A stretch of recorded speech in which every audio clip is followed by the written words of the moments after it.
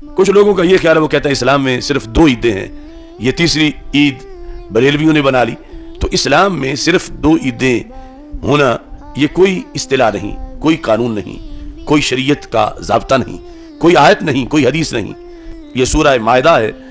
اذ قال الحواریون یا عیسی ابن مریم هل يستطيع ربك ان ينزل علينا مائدة من السماء، جب حواریون نے کہا، عربی زبان میں حواری کہتے ہیں مخلص صحابی کو، یعنی اردو پنجابی میں تو کسی کے جو چیلے ہیں ان پر لفظ حواری بولا جاتا ہے، یعنی حواری کو اتنا اچھے معنی میں نہیں بولا جاتا، لیکن عربی زبان میں مخلص اصحاب کو حواری کہا جاتا ہے۔ جب حواریون نے کہا کہ اے عیسی بن مریم، کیا تمہارا رب یہ کر سکتا ہے کہ وہ ہم پر آسمان سے مائدہ کا نزول کرے؟ تو حضرت عیسیٰ علیہ السلام نے پھر دعا کی، قال عیسی ابن مریم اللہم ربنا انزل علینا مائدة من السماء تکون لنا عیدا لاولنا وآخرنا وآیۃ منک، اے اللہ تو ہم پر آسمان سے مائدہ کا نزول فرما، یعنی ایک خاص قسم کا کھانا، تو یہ اترنا کیا بن جائے؟ تکون لنا عیدا، یہ ہمارے لیے عید بن جائے۔ تو من و سلوہ کا نزول قرآنی نقطہ نظر میں عید بن سکتا ہے کہ نازل ہو من و سلوہ، تو عید ہے۔ تو جب رسول اکرم نور مجسم شفیع معظم صلی اللہ علیہ وسلم کی جلوہ گری ہو تو اس کے لیے تو پھر عید کا لفظ چھوٹا ہو جائے گا، یعنی وہ عیدوں کی عید ہے، لیکن کم از کم عیدوں سے ماننا چاہیے کہ وہ دن آیا تو پھر سارے عیدیں ہمیں میسر آئیں۔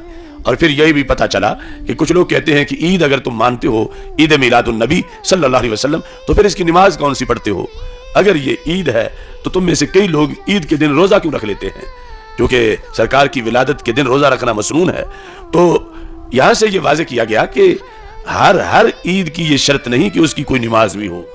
کچھ عیدیں نماز والی ہوتی ہیں، یعنی ان کی نماز ہوتی ہے عید الفطر، عید الاضحیٰ، اور کچھ عیدیں وہ ہیں، عیدیں تو ہوتی ہیں مگر ان کی نماز نہیں ہوتی۔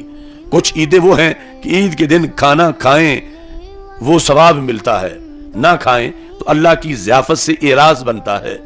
اور کچھ عیدیں وہ ہیں کہ جن دن اگر روزہ رکھ لیں تو ثواب ملتا ہے، جو رسول پاک صلی اللہ علیہ وسلم کی آمد کے دن کی عید ہے، یہ بھی عید ہے۔ اب یہاں اگر کوئی اس کے اہتمام میں روزہ رکھتا ہے تو یہ نہیں ہوگا کہ یہ اس بندے کی طرح جس نے عید الفطر کو روزہ رکھ لیا ہو، یہ ویسا نہیں ہوگا، چونکہ نبی اکرم صلی اللہ علیہ وسلم نے عید کا جو اطلاق کیا ہے وہ جمعے پر بھی کیا ہے، اور جمعہ کھایا پیا بھی جاتا ہے جمعے کے دن۔ کوئی کہتا نہیں کہ اگر جمعہ مسلمانوں کی عید ہے تو پھر جمعے کا روزہ کیوں رکھتے ہو؟ روزہ بھی رکھا جاتا ہے۔ اور پھر بلکہ رسول اکرم نور مجسم شفیع معظم صلی اللہ علیہ وسلم کا فرمان سنن نسائی میں، سیاستہ میں سے سنن نسائی میں موجود ہے کہ آپ نے ایک حدیث کے اندر 5 عیدوں کا ذکر کیا، حالانکہ ابھی اس میں عید الفطر کا نام ہی نہیں لیا۔ پتا چلا کہ وہ جو 5 کا ذکر کیا تو وہ 5 بھی آخری فکر نہیں کہ صرف 5 ہیں، 5 کے علاوہ نہیں، لیکن 5 تو جب ایک حدیث میں ہے تو وہ لوگ کہاں گئے کہ جن کے نزدیک کے ہیں ہی 2 صرف؟ تو رسول پاک صلی اللہ علیہ وسلم نے فرمایا 9 ذو الحج کے بارے میں، جو عرفہ کا دن ہے، جس دن عرفات میں وقوف کیا جاتا ہے، یوم عرفہ و یوم النحر و ایام التشریق عیدنا اہل الاسلام، فرما 9 ذو الحج بھی اہل اسلام کی عید ہے، 10 ذو الحج بھی اہل اسلام کی عید ہے، 11 ذو الحج بھی اہل اسلام کی عید ہے، 12 ذو الحج بھی اہل اسلام کی عید ہے، اور 13 ذو الحج بھی اہل اسلام کی عید ہے اہل اسلام کی۔ لیکن وہ ایک حدیث میں 5 عیدیں تو وہاں ذکر ہیں، تو وہ کس دنیا میں رہتے ہیں جو کہتے ہیں کہ عیدیں صرف 2 ہیں؟